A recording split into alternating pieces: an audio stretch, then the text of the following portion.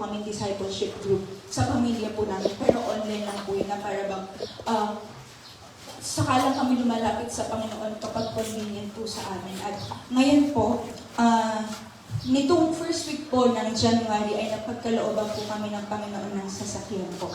Noon po kasi pinoproblema po namin ang pamilya ko po ng nanay at ate ko. Kasi motor lang po yung meron kami. Paano po kami magkakasya tatlo? Kung makikita niyo po yung magulang ko po, tatlo po kami, hindi po kami kasya sa motor. Kaya po, salamat po sa Panginoon dahil napagkalooban po kami ng sasakyan. Ngayon po yung kulay ko na po sa labas. At yun nga po, yun po yung parang sayo po sa amin ng Panginoon na maglilingkod po kami tatlo po full-time po dito po sa DFC Rosario po kasi ito po yung pinakamalapit po na DFC po, kasi po Tagalocena pa po kami. Kaya po, ayun po, halos 2 buwan na rin po kami consistent na ma-attend po dito at grabe din po yung blessings na naranasan po namin. Hindi lang po yung sasakyan, kundi yung financial din po sa pamilya po namin. Kasi po, nag-resign na rin po yung nanay ko kasi gagraduate na po ko this year. Graduate na rin po siya sa pagpapaaral sa akin. Kaya po, yun po ang gusto pong mangyari ng pamilya ko po. Ngayon po, mas marami na po kami oras para makapaglingkod po sa Panginoon. At ayun po, wino-worry niya po yun. Pero sa awa po ng Diyos, sa tulong po ng Panginoon sa pamilya po namin, si nanay po nadagdagan po ng client sa trabaho po niya. Ayos, Tita Lucy. Yung sa OJT ko po, absorb na rin po ako ng kumpanya at nabiyayaan din po si tatay na maraming project po sa trabaho po niya. Kaya agad pong sinagot ng Panginoon lahat po ng words na Panginoon.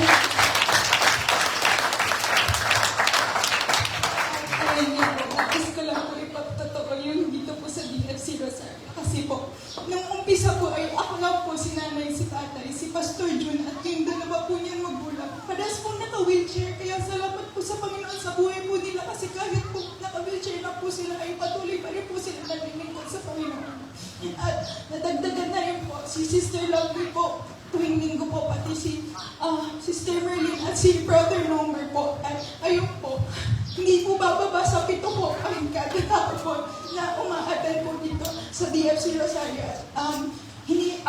Pinagpe-pray po namin na sana po mas dumami pa po ang mga a-attend po dito sa mga susunod pang taon. At ayun po, dito po, nagpapatuloy talagang Panginoon po katulad na po ng tema na basta po susundin natin kung ano man po yung kalooban ng Espiritu Santo sa ating buhay ay pagpapalain na po tayo.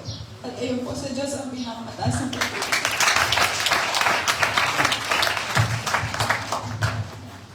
Salamat po sa ating Diyos at sa mga nais po pong magpatotoo sa inyong mga bahay-sambahan na lang po ipatotoo yung mga karanasan nyo sa gabing ito. At ngayon po tayo ay darako na sa pagkakaloob sa ating Diyos sa mga oras na ito para po sa ginamit niyang lingkod sa gabing ito. Sige po tayo gumamit sa ating Diyos.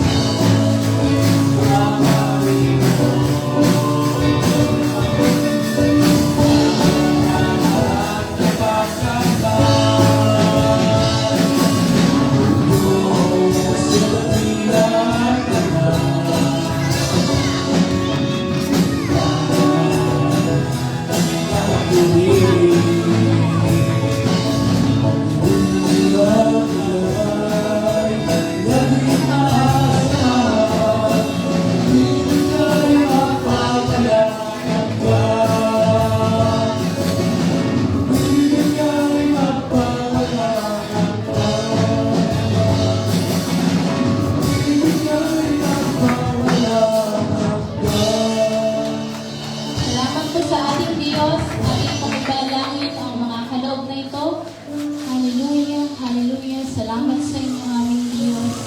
Salamat po sa mga bagay na ipinaparanas mo sa amin. Ilalapit ko po sa inyo ang mga kaloob na ito.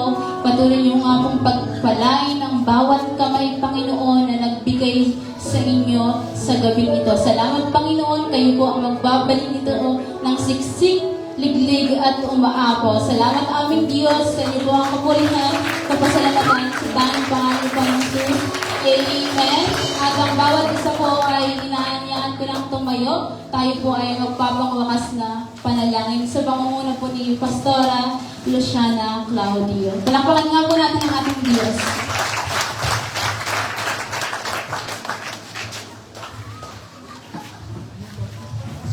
Amen. Alam kong kayo'y kuwi-kuwi na. Amen. Gusto ko muna samantalahin yung pagkakataon. Nagpapasalamat ako dun sa mga kapwa ko pastor na lagi na andyan. Amen. Bagamat kami kasi kulang na kulang sa banding, pero nakita ko yung support nila. Na kahit na wala si Daddy, andyan pa rin sila. Amen. Puri ng Diyos. Salamat din sa mga music staff na 27 mo ay andito na. Salamat sa Diyos. Talagang sila ay nag-effort. Amen. At salamat din doon sa mga youth leader na walang tiyagang naniningil. Amen. Puri ng Diyos. Salamat din sa lahat. Amen. Sabi nga doon sa ang ating mga gawa sa Panginoon na hindi niya makakalimutan. Amen. Ito yun. Sa Corinto 15:58, ang lahat ng ating ginawa, ang Diyos ang magpapala sa bawat sa atin. At gusto ko din pasalamatan yung mga taga-kaysan. Amen. Na kung saan ay wala pa tayong chance, pero nandiyan na sila. Hallelujah. Kaya meron tayong family BFC Kaysan. Kaya sama natin sila sa prayer. At patuloy na isama natin sa prayer yung ating mga staff, yung ating mga pastor. Huwag yung kalilimutan. Maging ako palagi may sama sa prayer. Amen. Magpanalangin na tayo, huwag tayong makakalimot. Amen. Puri ng Diyos, hindi tayo aawit, tayo ay manalangin na ng Diyos dahil kayo ay gagabihin na pag-uwi. Amen. Sige po, tayo manalangin. Aming Ama, aming Diyos, marami pong salamat sa inyo. Maraming salamat sapagkat hindi niyo po kami binigo.